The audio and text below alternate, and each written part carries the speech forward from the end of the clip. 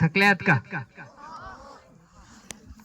बोलो छत्रपती शिवाजी महाराज के, छत्रपती शिवाजी महाराज के। ऊर्जा आली का? आली ना? मातृत्वाचा उच्चतम आदर्श राष्ट्रमाता राजमाता जिजाऊ साहेब, स्वराज्याचे संस्थापक छत्रपती शिवाजी महाराज, छत्रपती संभाजी महाराज, आरक्षणाचे जनक राजर्षी शाहू महाराज, शिक्षण महर्षी महात्मा ज्योतिबा फुले, भारतीय संविधानाचे निर्माते डॉक्टर बाबासाहेब आंबेडकर आणि ज्या ज्या महामानवांनी तुम्हा सर्वांच्या उत्थानासाठी आपले संपूर्ण आयुष्य वेचल्याचे सर्व महापुरुष, महाविचारवंत, सोरत साधू संत यांच्या सर्वांच्या प्रतिमेला, त्यांच्या कार्य विचारसरणीला सर्वप्रथम अभिवादन करतोय।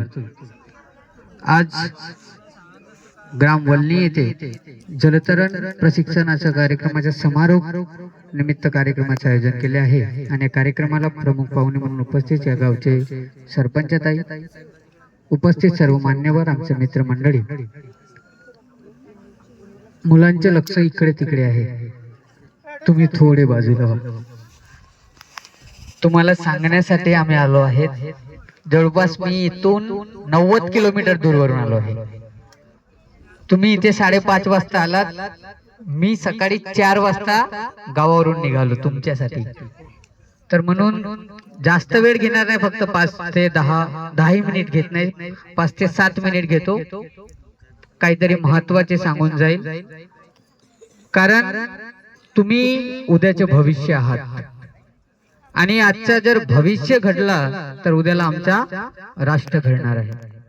प्रत्येकाला देशहित महत्त्वाचं वाटतं, देशासाठी काहीतरी करायचं प्रत्येकाला असं वाटतंय आणि त्याच्यासाठी मी तुम्हाला सांगू इच्छितो, देशासाठी जर तुम्हाला काहीतरी करायचं आहे तर त्यासाठी सर्वप्रथम स्वतःसाठी काहीतरी करा।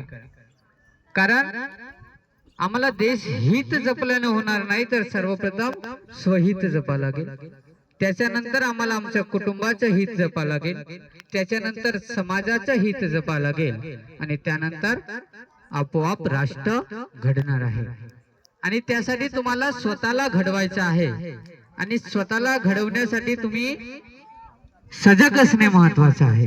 एक छोटीशी कथा सांगतो, कथा बारकाई नाही का, की स्वामी विवेकानंद आपला श्वानासोबत, श्वान म्हणजे समजते ना कुत्रा, कुत्र्यासोबत फिरत होते, तेव्हा त्यांच्या जवळ एक युवक आला आणि युवक हा खूप चिंताजनक परिस्थितीत आला, निराशेने होता, की म्हणते स्वामीजी मी आयुष्यात खूप धडपड केली, खूप परिश्रम केला, मात्र अजूनपर्यंत मला यश मिळालं नाही।